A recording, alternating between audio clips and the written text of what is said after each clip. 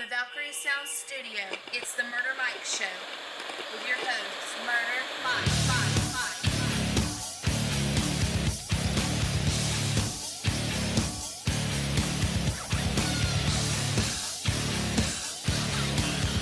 Ladies and gentlemen, welcome to the Murder Mike Show. It is 4th of July, motherfuckers. Who's having fun with us? I hope everyone is. Tonight we've got a pretty good show. We've got an interview to talk about, but first I'd like to introduce my normal co-host, Mr. Barefoot Monster. What's up, dude? Yep. And as always. And also right here to my right is Miss Killer Kelly. Hey, y'all. And as always, she's about as southern as it gets. Anyway, Monster, man, look, that was one of the best Monster minutes I've heard since we started this whole thing. You think so, man? It was like spontaneous. There was no thought put into it prior to just hitting the record button and doing it. So, sometimes freestyle's the best style. But it actually spoke the truth, though. I mean, it really did. Like, that's a big problem in America nowadays. And no matter what town you go into, you could be in the most polite southern part of the country, and there's still assholes that have no appreciation for anything. Well, I mean, where I'm at currently, I mean, I've started with my work. I'm abroad, so to speak. I've traveled quite extensively now. I'm working in Texas, but this past week I'm in Missouri on vacation. So, I've seen many different people in many different places over the last couple of years, and it's a growing problem of a disassociation of people, dehumanizing people, that the person that holds the door for you, as I mentioned, is just expected to do so, and there's no gratefulness from the person that receives that kindness. And that's a big issue with me. It's like you want to almost slam the door on their foot just to show that, hey, motherfucker, I can show you kindness or I can bring the pain. I mean, it's up to you how you live your life and whether or not you accept those kindnesses with a gracious heart. I mean, it's really become a problem, and I'm just about at my wit's end with it, and I have to fight and struggle every day not to revert back to the old me of not giving a fuck about other people. Yeah. And I have to rise above it and show that kindness, whether they show the gracious and gratefulness or not. Yeah. Oh, trust me, I completely understand. I mean, my experience with customer service, and Kelly, you've done plenty of customer service as well, right? Yeah, I currently work in customer service. How does that go? Well, like 50-50, or are most people assholes, or what? Honestly, it's like 85-15, and most of it is not good. Oh, wow. I actually believe you on that, though. Common courtesy is just like non-existent, and people are almost offended when you say, "Can I help you? How are you doing today? Please and thank you." Well, it's not taught at home, is what I have found, and everything starts from home. What your parents teach you to expect and project into the world is what you carry as an attitude through your entire life. Yeah. And without that basis of thankfulness and that basis of, well, this person didn't have to do this for me. It goes back to the entitlement issue that the generations growing up nowadays just expect. They expect things to be given, handed, and they expect instant gratification. And that's not how I grew up, or I believe either of you grew up. That, things were earned. Respect was given until it wasn't, earned anymore. Once you lost respect from someone, they didn't give you any respect until you earned it back. once you lost that ability to speak to someone on a basis of man to man, woman to woman, and so on and so forth, that they treated you how you treated them. Once you wronged someone, that it wasn't a given that you were gonna get what you wanted. Yeah. I mean, trust me, hell, me and you've had many of those encounters, especially working with the public. Being in people's houses, and people, they ask for a service that we're providing, and then you give them a price, and they're like, "What? you don't just do that?" No. It's everybody wants something for nothing. Exactly. Everybody in my experience wants something for nothing. And I'm sorry, but my sweat costs money. Exactly. My sweat, my effort costs money. It's how I feed my family for the better part of my life, is through grinding it out, through going into someone's home, giving exemplary service and respect and courtesy, respecting their home, not defiling their property, not stealing from them, which is a big problem in a lot of service industries. That people go into someone's home and they just, I've worked with people that have been accused of stealing things from people's homes, and it's like, you don't know how to react to that when it's someone that you're supposed to have. You're supposed to have their back, they're supposed to have your back, but they completely disrespect someone else's home. And that's not how you operate. It puts you in a tenuous situation. It puts you in a very precarious situation. I've had to answer questions from police before because someone was accused. Yeah, because someone was accused of stealing this or that. And I understand where it comes from. A lot of the problems in this country come from different addictions, whether it's drug or alcohol related, whether it's someone that the person is in a relationship with is addicted, so they feel like they have to make a little extra to provide for that person's addiction, and it puts a lot of people in bad situations. Yeah, and if it all goes back down to respect. If in all honesty, if they're really that addicted to things, then they've kind of earned those bad positions. Trust me, I've been on both sides of that, like completely and totally both sides of it. I've battled with addiction myself. I've done stupid shit. I've struggled, and at the same time, I've turned my life around, and now I see the other aspect of it. You and I both, man. If I were y'all though, I wouldn't invite Killer Kelly into your house at all. That's a lie. So, she might rob you blind. You never know. No, I do no robbing. You do know robbing? I said. What about Batman? Yeah, I know him too. But you could totally invite me into your house. I'd be fine. Yeah. No, ladies and gentlemen, she's not allowed in your house. Don't call her. Yes, I am. But I had a chance to sit down and talk to my buddy Chris, which is he is a paramedic for 15 years, and I pre-recorded everything. Y'all have heard it, right? Mm-hmm. Yeah. Okay. Yep.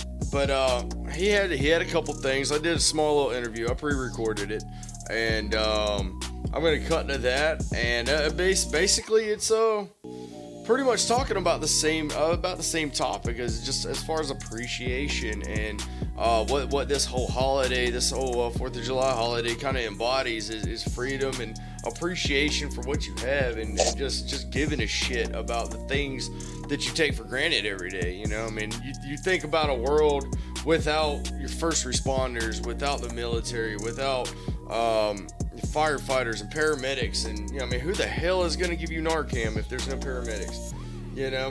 So let's check out what he had to say real quick. We'll check out this interview and then we'll get back to the show. So, ladies and gentlemen, I would like to introduce you to one of my best friends for how long, Chris? Dude, I was talking to Zoe the other day, and I counted it up, and we were like 26, 27 years, something like that. Holy shit. That makes me feel pretty old. Right?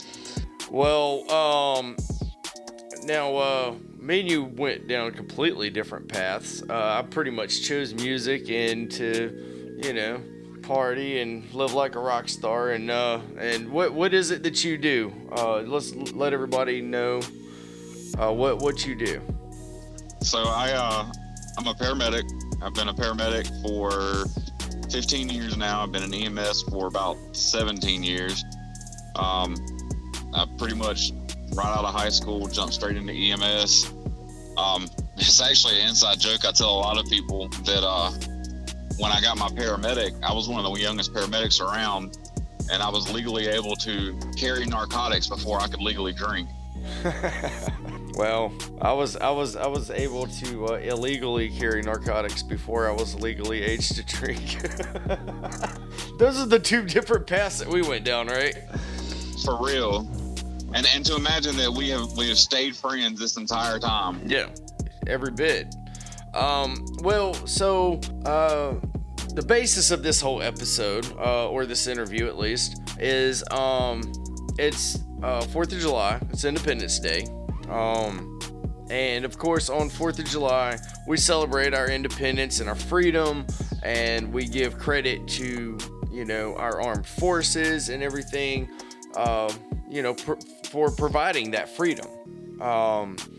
But like I was telling Chris earlier, that I don't think that the first responders in America get the credit that is deserved. On holidays like this, the military has so many holidays surrounding, freedom and the military and appreciation and things like that. And that's fine. That's great that we have a country that comes together and that embodies that aspect of appreciation and heroism. But our first responders don't really get the credit that they're deserved, that they're due, I think. I know, Chris, you've had a lot to deal with in your career, I'm sure. Oh yeah. I've seen a lot. I've done a lot. And just going back on the appreciation, I mean, nobody gets into this job, thinking that, they're going to get a thank you on every call or anything like that. We try to tell new people all the time, you come in and you're expecting to be the hero and everything else, and it's just not like that all the time.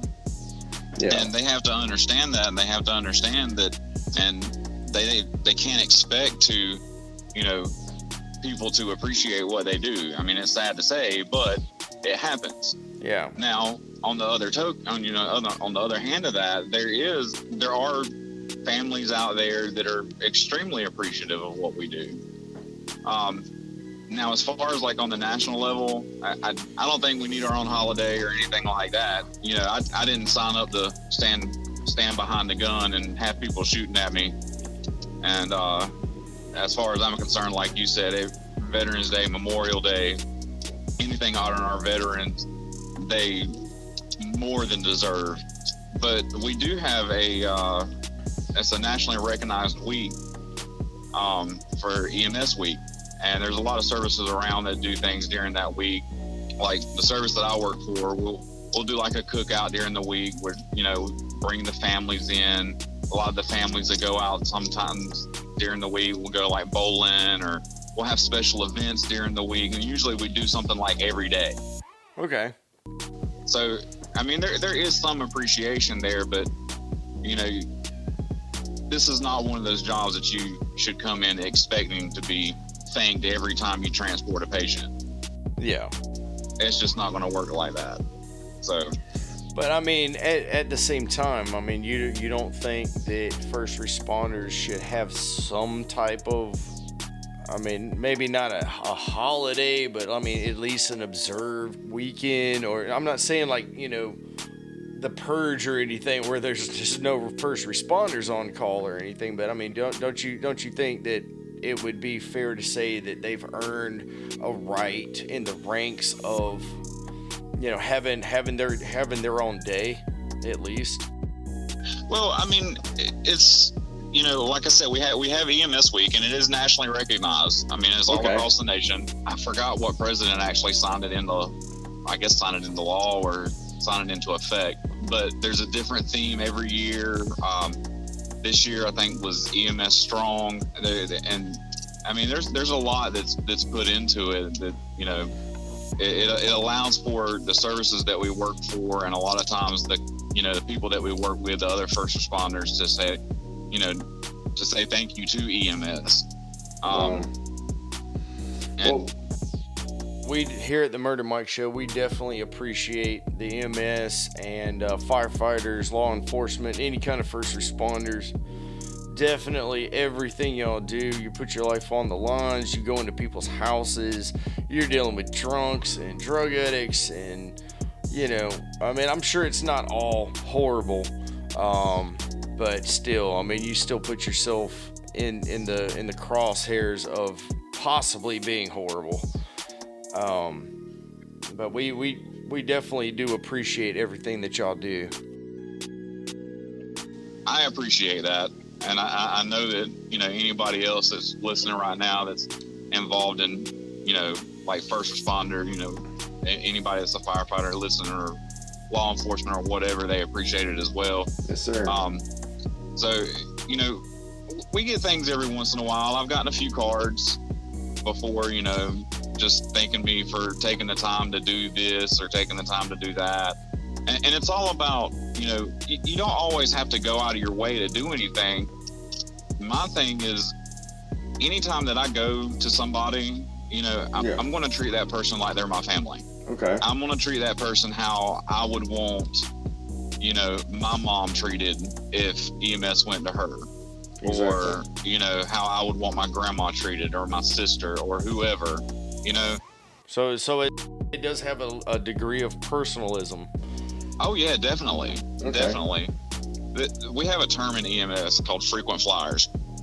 And these are patients that we go to all the time. We know these patients. Normally we know why they're calling, you know, but you get to know these people, and yeah, it can be aggravating sometimes, especially if they're abusing the system, but you get to know people like this, and you get to know families, and especially like on the transport side of EMS, you know, there's some people that you transport 3 times a week to dialysis, and you get to know those people, and you get to know those families.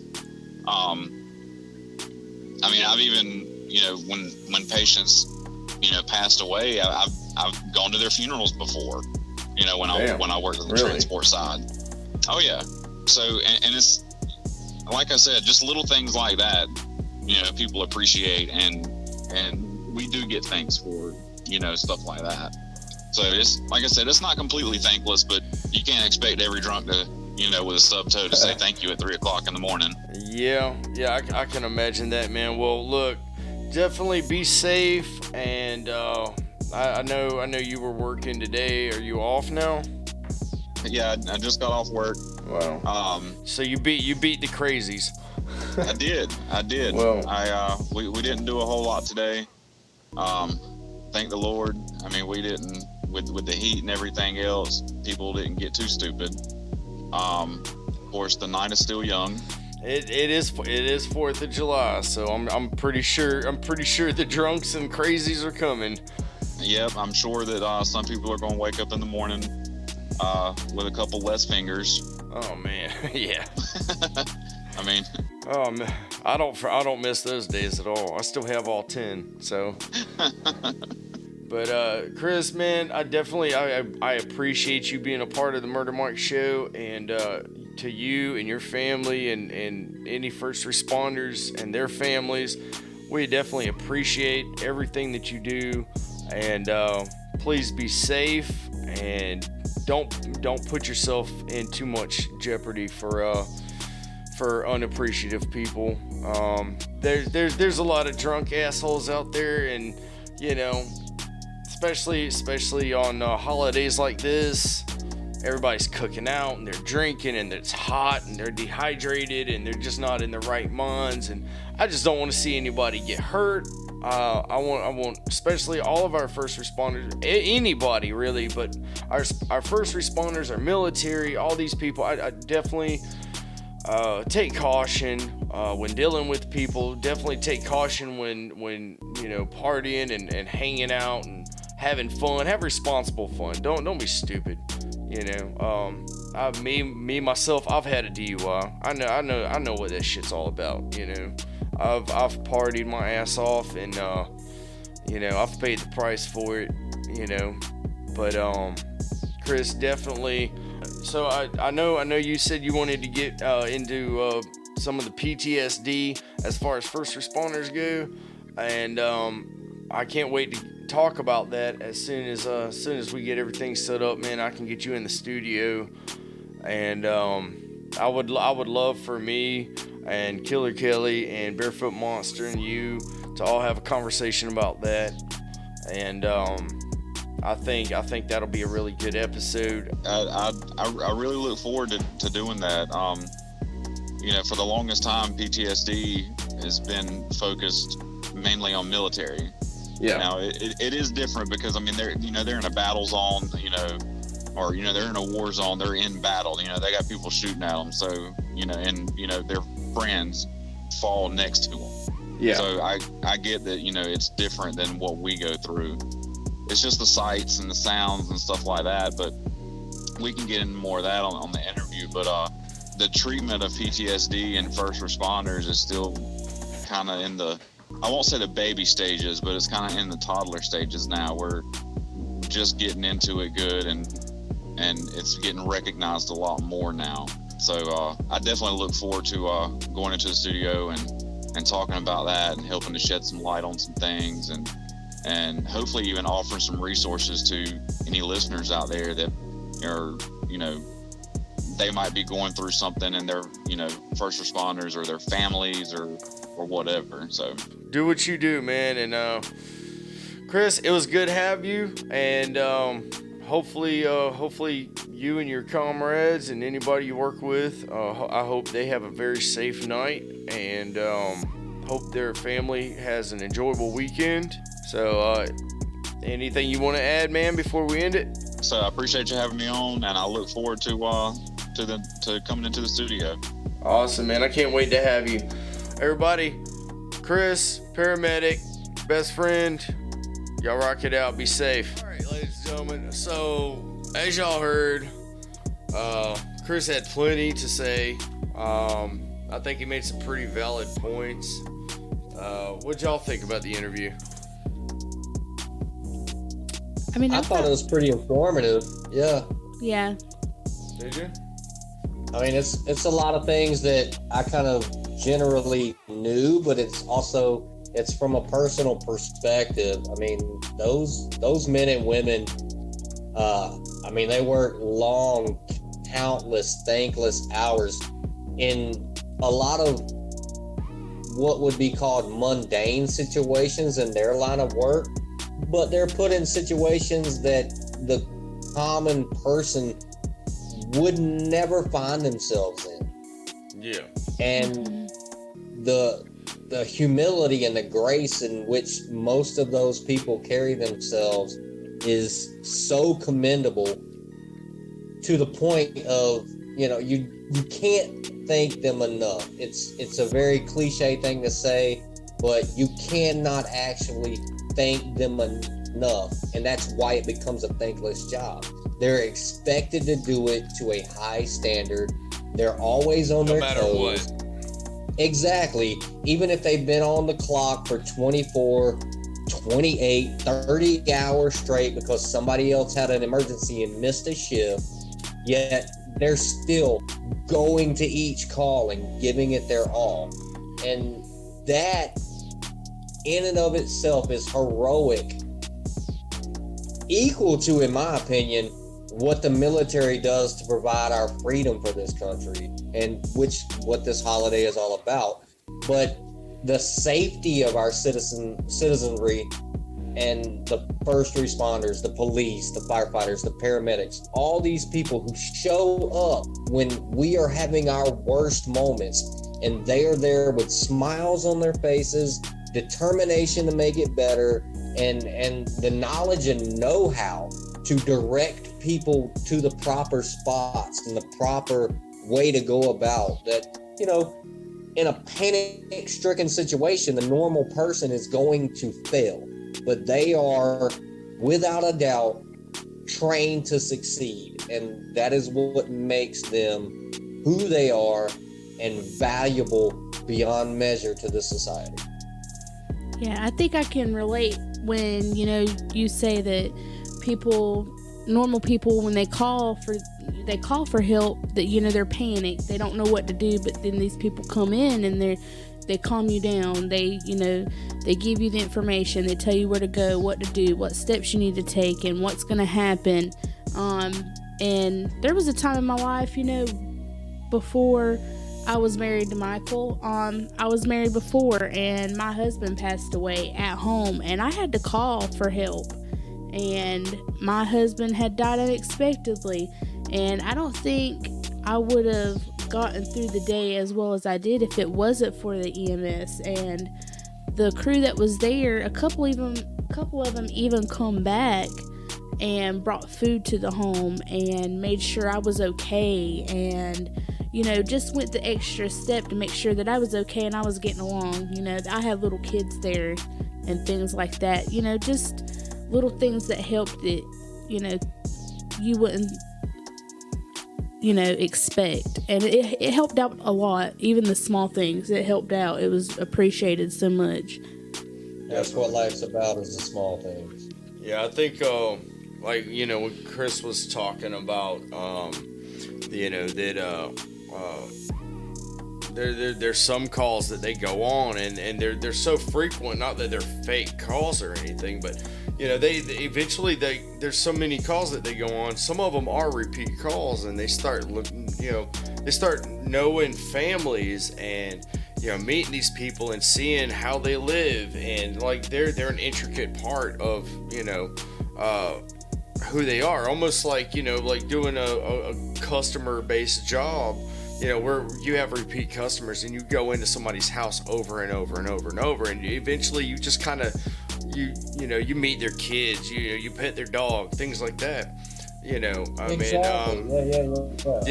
I've had situations where I've met someone when their child was 12, 13 years old, and years later they're talking to me about their child going off to college. I mean, it's a relationship, a rapport you build, and it goes back to what I was talking about in the Monster Minute of humanity versus dehumanizing people. You have to look at someone as going through their individual struggle, no matter what you're going through that day, and you have to have patience with each other. That's what it's all about. They have the utmost patience. The first responders, they're a different breed. They really are. I feel like it's a calling. I couldn't do it. There's no way that I could do it. No. I don't think I could keep calm enough to do it. No. I'd be panicked 24/7. I think I could keep calm enough, but I don't think I could deal with it over a long enough period of time to make it a career. I think emotionally that it would get to me because I feel such empathy and sympathy towards other people. They almost have to detach themselves from certain aspects of their job so that they can do it. Like desensitizing themselves, yeah. I know for me personally, man, there's just no way. I've talked to a paramedic before that one of their first calls was right out of school. Got on the ambulance, got their first call, excited as hell, get to their first call. They're fishing a 5-year-old body out of a pool, I mean, so some shit like that. I mean, Yeah, I mean that's like you have no experience whatsoever, nothing to compare to, nothing. I mean, you're just kind of thrown in there and like this is what you get, kind of thing. Luck of the draw, you know. I mean, I'm sure not every single new recruit is like that, but I mean, you know, it's the same thing as like, you know, officers that, you know, their first week out of at a training, you know, they get hired and they go out on a squad car and they get shot at like their first shift. You know, I mean, like how the hell do you prepare yourself for that? You know, I mean, at least the military has extensive training and like they go through hours and hours and weeks of, you know, simulated fire and all the way up to live fire and everything else. Like they are prepared beyond a shadow of a doubt. You know, I mean, but there's nothing that can prepare you for, you know, fishing a 5-year-old out of a pool, especially if you have kids. Especially if you have kids of your own. You know. Right. My brother-in-law is a fireman. He's a firefighter, and his first call was, you know, within, you know, 10 minutes of arriving on the scene, he realized that a motorcyclist had misjudged his braking distance, slid into a guardrail, crashed his motorcycle, and ended up in a ravine and died pretty much on impact. Wow. So I mean, his first one is scraping up a motorcyclist off, you know, out of a ravine. Oh, I couldn't imagine. Very terrible. And I mean, that's your first call. And that's the thing about firefighters is they are normally, no matter what the situation, from domestic abuse to car accident to anything in between, they are normally the first responders because a lot of times they're on 24-hour duty, so they're sitting there waiting for the call. They jump in the truck, they hurry to the scene, and they're the first ones there. Yeah, exactly. They are the ultimate first responder. Unless you have an EMS paramedic truck at your fire station, normally a fire truck with 5-6 guys trying to ascertain what's going on, they are the first responders, and they see so much carnage that I'm surprised they ever sleep at night. Yeah. I know I couldn't. I wouldn't be able to. There's no way in hell. So, and they deserve so much respect and not to the point of patronization, like, oh, you're the greatest, you're always a hero, because they're people. Yeah. And that's what makes them, in my eyes, everyday heroes, because it doesn't take a first responder, a police officer, a paramedic, a firefighter to be a hero. Anybody can be heroic in their own day-to-day life and bring someone something that they were missing before they got there.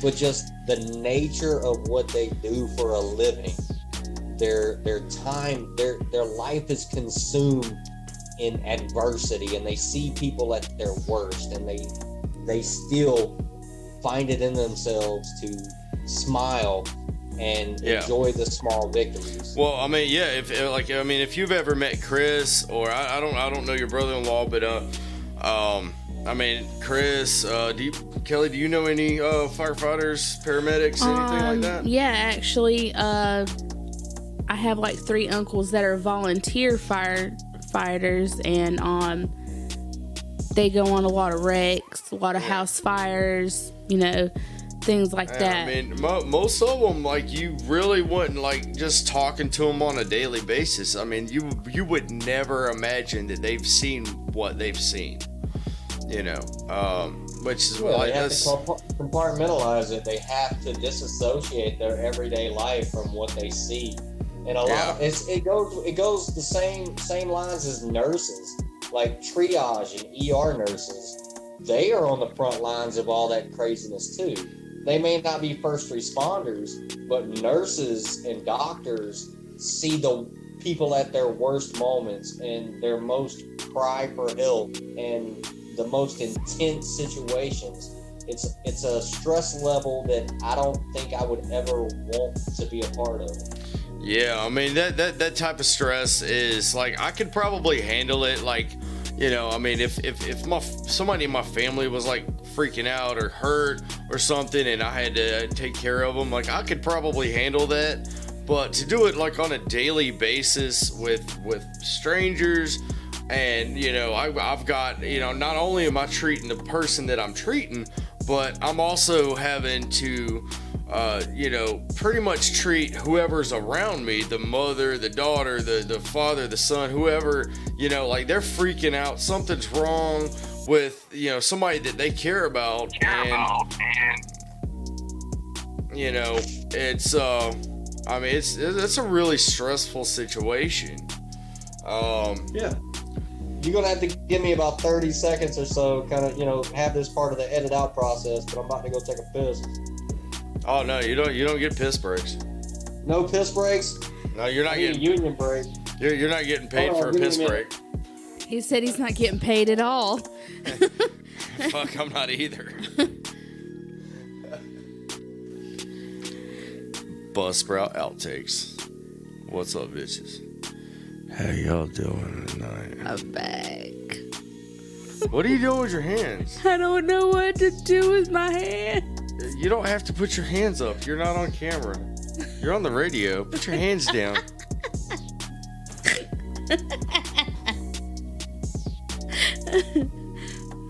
Just put your hands down. I can't. What are you doing? They want to go crazy. They want to razzle dazzle. There they go again. It's just like they're like angels. They're like.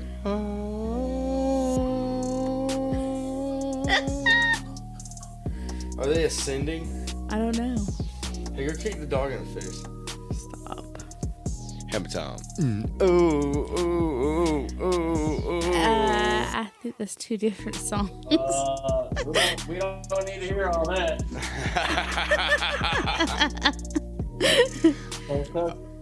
So, are you done with your piss break? Nah, man, I brought you into the toilet. Yeah, I can tell, man. It's echoey again. Oh, it's bad, dude. It's real bad. I've had plenty of vodka and water and a lot of beers tonight, so you know, one piss break during a podcast is to be expected. Yeah. Okay, so well, we would like to thank the men and women of the armed forces, and also very much so the first responders on this 4th of July. And speaking, we're gonna be busy tonight. Oh yeah, really busy. So yeah, thank God, Chris actually got off at like 7 o'clock. So like I told him, he didn't have to deal with any crazies tonight. But so on with more positive things. Speaking of, you know, irresponsibility, so who's having a drink tonight? I am. Everybody. Sadly, I've already cracked my beer open, so my sponsor doesn't get a shout out tonight. Actually, tonight, right.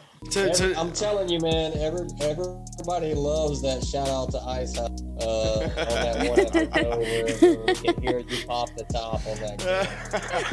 That was fun. It was a big hit. Well, sadly tonight, Ice House does not get a sponsor spot tonight. Tonight, hold on, wait. It's already popped, but tonight we're drinking Guinness Extra Stout. So Ireland gets all the credit tonight. But no. So what's everybody drinking on, man? I mean, I know it's a holiday. Everybody's partying. Everybody's doing something. So what's everybody eating, drinking? What have y'all had going on? Well, informal conversation, you know. Well, I just got off work. I had vodka and water, most of the night. I'm drinking Michelob Ultra as a chaser. God damn, what? So Did you you're get a man bun? Watered down vodka with vodka and water with a Michelob chaser. That's right. Cooter beer with watered down vodka. I'm just joking. Hey man, it does a trick. You can talk shit all you want to, but I'm live and direct. All right. Hey, he's getting drunk and hydrated. So. Oh my That's right. God. You're goddamn right. I'm not gonna feel a fucking thing tomorrow as far as being dehydrated and hungover. Y'all can go fuck yourselves. I'm good to go. Well, No, I I see. never. I think the trick is though is you have to kill your liver and then you don't have to worry about a hangover anymore. Right. Well, you're on your way to that. Yeah, I mean, I know from personal experience. I mean, what you have to do is you have to drink liquor made in car radiators. What and the then, fuck? And then afterwards, like your body's like, fuck it, I don't have time for a hangover. I gotta go to work. Overtime. Yeah. You're drinking rubbing alcohol with a little bit of ice. And you're bound to feel good. Oh man. I'm good. I'm glad I'm not a heavy drinker. I'm okay. Dude, I used to work with a guy that before we picked him up for work, this was on chicken farms where I worked at, and we would have to pull up to his house, honk the horn on the work van, and he would stand on his porch and literally down a bottle of rubbing alcohol before he got in the room. This Damn. dude was hardcore, like fucking anal fisting porn from last week's episode. Now we're talking. Hell yeah. This anal fisting goes hard in this house. Does it? His liver was begging for mercy at 6:30 a.m. every day. Ugh. Holy shit. That and those ones, the guys that drink the mouthwash. Oh. Ugh. I think I would. I mean, shit. It Damn. burns my mouth. Couldn't imagine it going down. Wait till 8 o'clock, man. God damn, go get a bottle of liquor. Shit. Mouthwash is like $1. I mean, you gotta work all day. I mean, you can't wait for the liquor store to open if you gotta be at work before 7 in the morning. You know. Yeah. Dude, if you're down in bottles of rubbing alcohol, trust me, you ain't worried about work that much. Could You they? ain't got that many bills. You go work at McDonald's and be able to be at work at like 10 o'clock. Hey man. Honestly, by the time I was done working on the chicken farms, I wanted to fucking down a bottle of rubbing alcohol. Oh shit. Ugh. It's not the life anybody wants to lead. Let me tell you. I'm gonna tell you like this: migrant workers wouldn't work on chicken farms because it didn't pay enough. Mm. Well, I know one of my first jobs was on a hog farm, a pig farm. I grew up on a hog farm. Ugh. My job, and like my mom hated me working there. Oh my god, she hated me working there. Actually, the guy that I interviewed, Chris, his stepdad actually owned a pig farm, and he hired me for the summer. Of course, under the table, just cash money, whatever. And but my job was to, after they unloaded the pigs, was to sort them, and based on size, and the ones that were unhealthy or cut up, scarred up, herniated, whatever, the ones that didn't look right. My job was to terminate them, and I had a similar job on the chicken farm. Yeah, see, I was like 13. So I was killing pigs when I was 13, and when I first started, they said I asked him, I said, well, how am I supposed to terminate them? And he handed me a fucking battery powered nail gun. So Yep. he said put your knee on the back of their neck and pop them in the head. So that was my introduction to the workforce. That explains a lot about your nature, Mike. It does, man. It does. I'm a really put my knee on a neck kind of guy. I mean, you're lucky you didn't become a serial killer. Well, I mean, yeah, we're not gonna go there. Everybody's got their skeletons, but. Yeah, well, as long as you don't tell the authorities where they're buried, I think you're good. Yeah. As long as I don't post them on a podcast, I think we're fine. Yeah. I mean, similar stories. We were supposed to call out the weak and the roosters that wouldn't breed with the females because they were pretty much hermaphrodites, and you would have Useless. to go through and catch them. You would have to go through and catch the sick and the whatever, and of course you wring a chicken's neck just like your grandmother or grandfather would.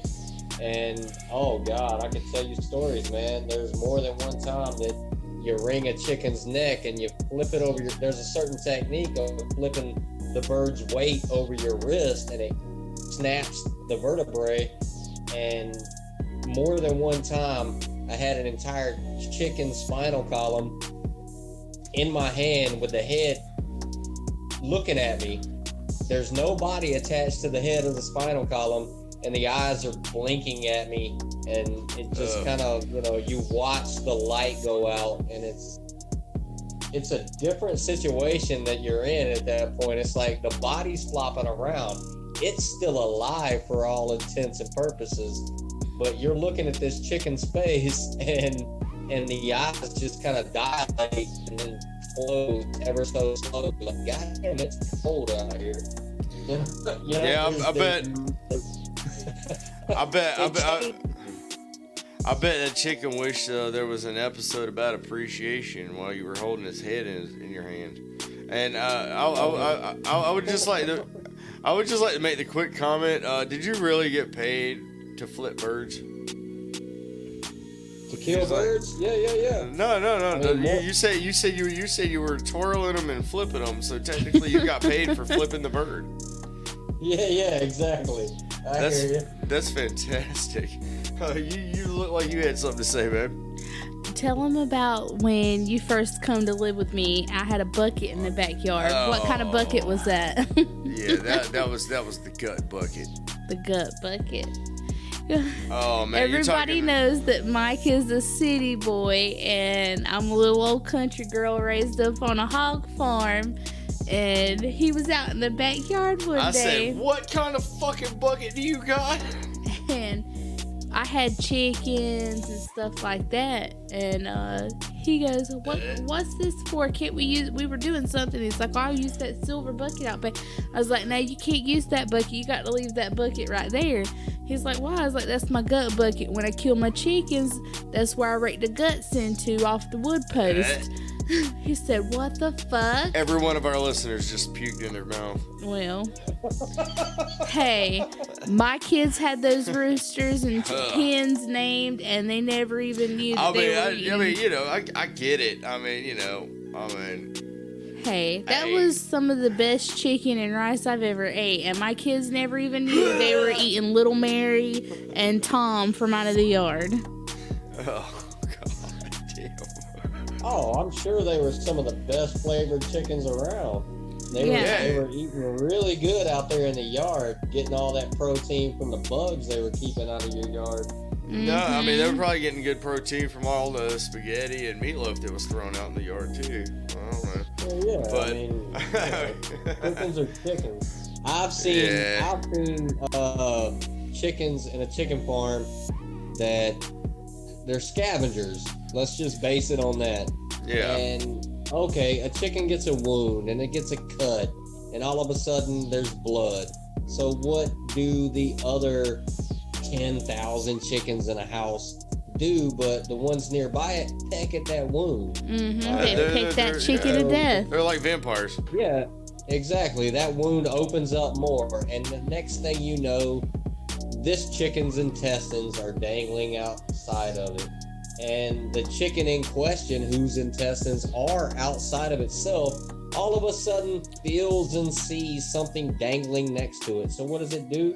But peck at its own intestines. Yeah. It's that base of a creature. So the next time you go to the grocery store and buy a fucking Tyson premium chicken, just know that motherfucker isn't smart enough to not peck at its own intestines. Oh, I'm pretty sure you just single-handedly ruined the poultry market in America.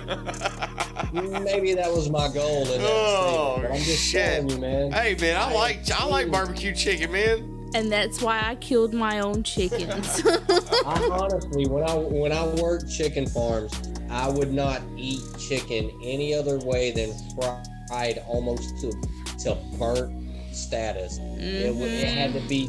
There had to be literally no juice left in the chicken. I wouldn't eat chicken and dumplings. Juiceless chicken. I wouldn't eat baked chicken. I wouldn't eat grilled chicken. Motherfucker, it's got to be breaded and fried to a crisp before I will put my mouth on it. They are one of the most disgusting creatures God ever put on the planet. So basically, you took it from organic to McDonald's. Yeah. And then some.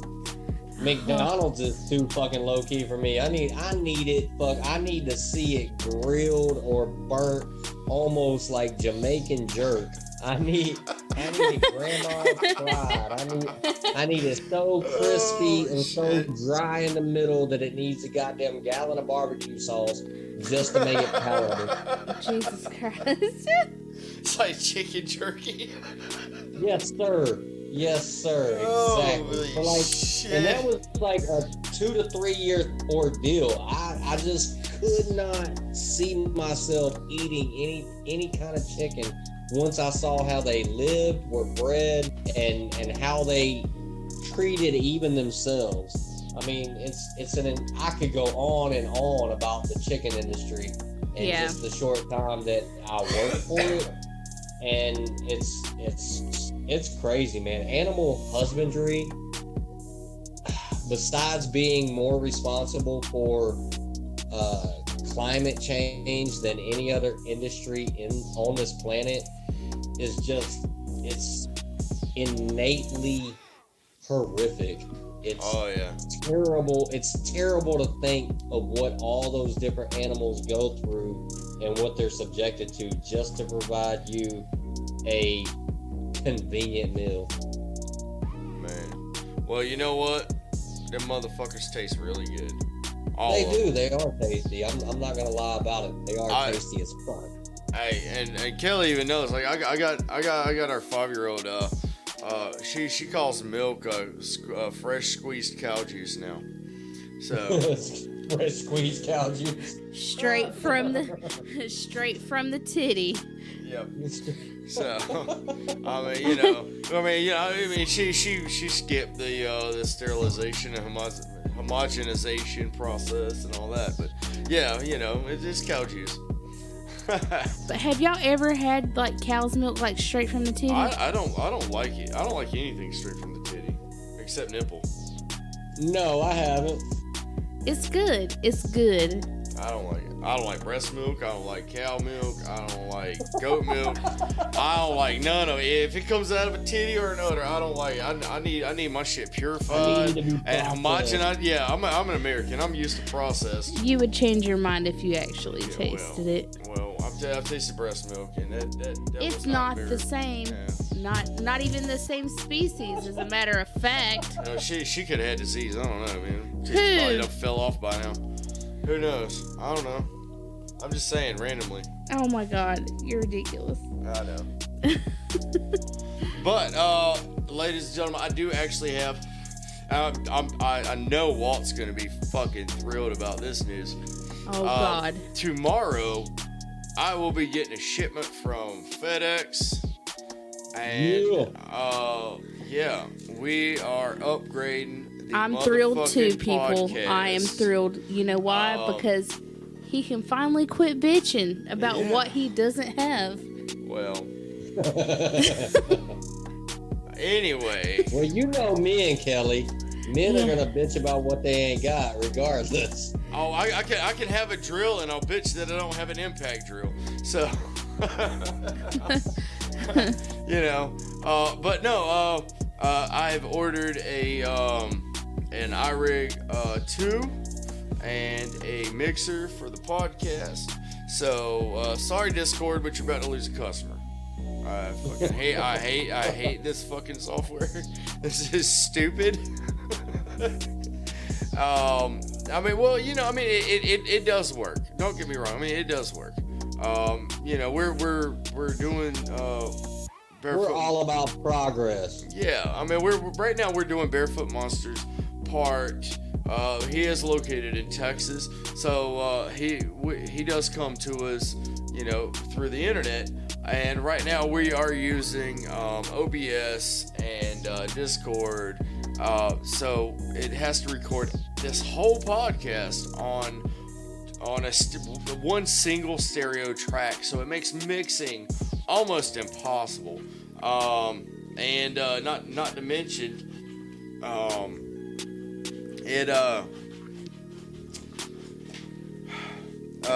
to mention it actually, if like say if Walt has some problems with his mic or loses service or anything like that because of he has to be on Wi-Fi. So of course it has its obvious drawbacks, but because of the iRig 2 and the new mixer that's coming tomorrow, we will actually be able to place regular phone calls, and which I have no doubt will come in 100 times clearer. Plus, not to mention the new mixer has compressors. Yay! Okay, see, I'm the only I'm like the audio guy here. Like everybody else, like what the heck? Who gives a shit about a compressor? But tech nerd. yeah, I know I'm a fucking tech nerd. I'm a tech whore. What are you talking about? Straight up. Straight up. I owe Sounds like fucking $8,000. His life. Yeah, pretty much. like every 2 weeks, I'm like, oh fuck it, I can afford another $100 payment a month. Oh man, You gotta work harder, man. You gotta work more OT. Shit, man. If I work any harder, bitch, I'm gonna pass out and die of old age, and ain't nobody gonna get no money. And then my dog's gonna have to take over as Murder Mike, and I'm pretty sure he's not gonna have too much to say. No. He's a lazy fat ass Tootsie Roll looking bastard. He just kind of lays there, little weenie dog. But other than that, man, I think. Let's see, like what's everybody drinking tonight? We never got into that. Well, I told you what I'm drinking. Well, yeah. You said vodka. Yeah, that's right. You said you had you said you had a whole 24 pack of cooter juice. I wish you had as much cooter juice as I got right now in my mouth. I don't know now. I got shit to do, man. I ain't even got time to have that much cooter juice on my goatee. I mean, we could change all that. No, I got too much shit to do. Love you, babe. What are you drinking, babe? I am drinking some sangria made by a local winery here.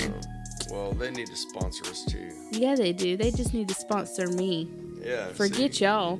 Duplin Winery, if you're listening, Killer Kelly needs a sponsor. She needs some wine. I need it by the case. Because this is by far the most she's ever talked during an episode. You definitely need it by the case. I don't drink it. I hate sangria with a fucking passion. I do not like sangria at all. Unless I'm out of alcohol, and then I'll just drink that for, the principle of the whole thing. No, you won't. Anyway, Duplin, if you're listening, Killer Kelly definitely needs a sponsor. She needs I love y'all. 4 bottles a week. A week? Yeah, 8 bottles a week. And she likes the sangria and the rosé. No, I like it all. Y'all put out like 12 different wines. I've tasted each one of them. Even the slushies y'all got at that winery y'all have, and I like them all. Yeah, y'all. She likes them all, y'all. You know what? You can kiss my ass.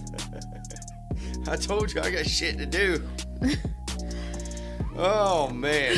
Well, Walt, man, it's been a pleasure, dude. This was a good episode. We're coming up on our hour, and I still got some editing to do. Always a pleasure, man. Always a pleasure. So we go back so long, man. I mean, these podcasts just feel like old conversations and new conversations that we've had before, and we're gonna continue to have. I mean, and that's the purpose. That's the whole purpose. It's almost like I'm trying to start a fucking movement. Is all these podcasts that I watch, and these groups that I join and things, because I'm brand new to the podcast thing, and but they all seem so robotic, almost like okay, we're gonna interview, and then we're gonna talk about this, and then we're gonna talk about this, and then we're gonna talk about this, and it seems so programmed and so robotic. Like, why not just cut the TV on and actually watch something? I mean, if you're gonna listen to something, why not listen to an actual real conversation, not just a fucking interview? That's one of the reasons why I pre-recorded Chris's interview, is he couldn't be here for one. So I went ahead and got him while I could, but at the same time is, who wants to sit around and listen to 45 minutes of somebody answering questions? Yeah, just narrative. That's it. Like, there's no personality, there's no conversation. It's just answering questions. That shit gets boring, man. You listen to the Murder Mike Show. I want you to feel at home. I want you to feel like you're part of the conversation. I want you to feel like we're actually touching on a subject, and answering questions that you probably have yourself. So, yeah, man. Hopefully we will hear a awesome Monster Minute on Monday. I'm gonna give it my best as always, man. Well, if you don't, man, you're fired. You won't get paid. Oh, great. Because the checks have been clearing thus far. Yeah, no shit, man. I ain't made no money either, man. I've spent more money since I started this fucking podcast than I have made. No one knows that better than I. Yeah. Hey, look, y'all. Y'all need to start donating to the Patreon, because every time I have to buy shit for this podcast, I can't buy Kelly makeup. I don't wear makeup, and you get all the donations clothes, of my time. Come on now. I got a crew I gotta pay. You know what I'm saying? What crew? Where? Walt donates his time. I donate my time. But y'all get tired of donating, I'm sure. I think it's about time somebody else donates. Right? Do we really have a choice? Everybody. No, you don't have a choice. Everybody that has a chuckle, laugh, says you goddamn right, or that's what I'm talking about. Anytime you agree with what the fuck's being said on the Murder Mike Show, you should go to Patreon and donate a little bit of your cash. $5. So we can donate more of our time. Y'all give it. Y'all hear an episode, and y'all donate $5. I don't think that's not unreasonable. Give us $5. If every one of our fans hears a good episode, donates $5, all we'll do is continue to grow. And put out better product and better quality, and be able to put forth more effort and more time making this more of what it's supposed to be.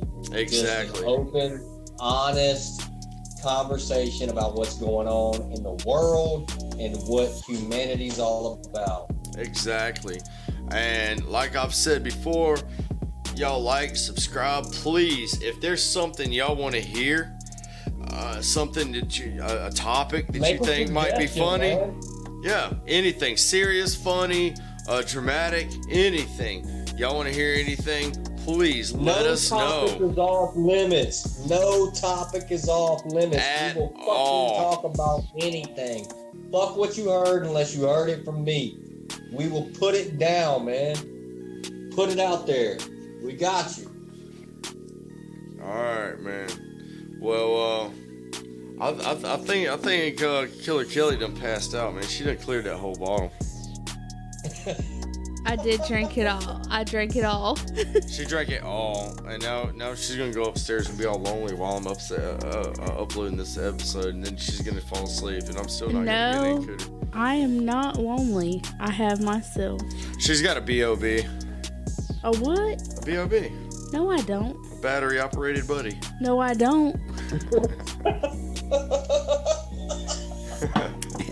Kiss my motherfucking ass. I told you, I got shit to do. It won't take but a second. Hold on, come here. Bend over. I'm about to kiss her ass on air. No, you're not. Come on, bend over. Get away from me. Come on. Freaking perv. Come on. Come on. What you Good gonna luck, do now? Mike. What you gonna do now? Come on. Leave me alone, you psycho. I keep trying to make love to her belly button, but she won't let me. Oh my god. Well, he won't. He tries to sexually harass my belly button. It's so deep. Oh my! I'm pretty sure I get half my dick in there. I mean, I'm a white dude, so I'm pretty sure half of it'll fit. He will not stop. Man. I mean, everybody's got their fetish.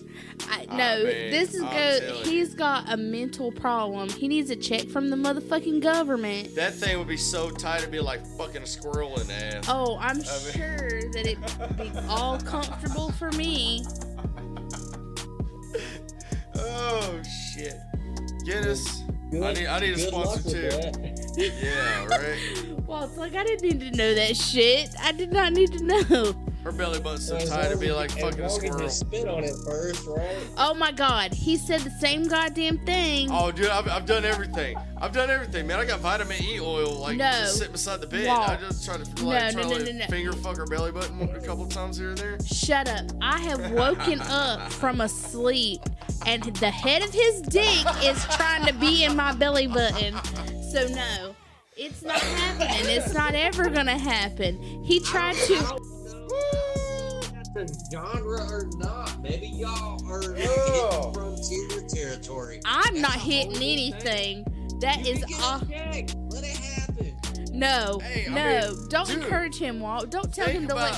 Think No. about this, right? Like Oh my God. You think about the position possibilities if you could actually fuck a girl in the belly button, right? It's no. Fuck you. The position. That's contraception. Yeah. It's Oh kind my I God. mean, it's just skin. I mean, it's kind of like it's got its own rubber. I mean, it's great. You just lube that thing up, just go for it, man. Oh, It's like, says the guy who's shoving it into my belly button. Fuck you. well, I got a hernia. You can't do that to me. It hurts. Well, we can try. Why not? Maybe we could start a new thing. Oh, yeah, I'm all down for new things. Speaking of new things, Kelly, how about we talk about something that happened today? Let's do it. Go ahead. You want to? Yeah. Hey, Walt, you got a couple extra minutes? Of course, Mike. Let's talk about throat fucking. Chirp, chirp, Yours chirp, chirp, or chirp, hers? chirp. Nobody. Well, I mean, not in a while. Nobody's fucking my throat. Anyway. Oh my God. No, just joking. So. Maybe. All right, ladies and gentlemen, that has been the Murder Mike Show for the 4th of July, 2019. Y'all be safe, be humble, and like we've been talking about all episode, make sure you're not an asshole. Please make sure you're not a Respect each other. douche. Okay? Take care of the people that you care about, and also take care of the people that you don't even know, because you never know what they might be going through.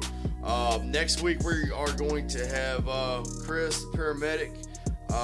One of my best friends. We're gonna have him on the show in person in the studio.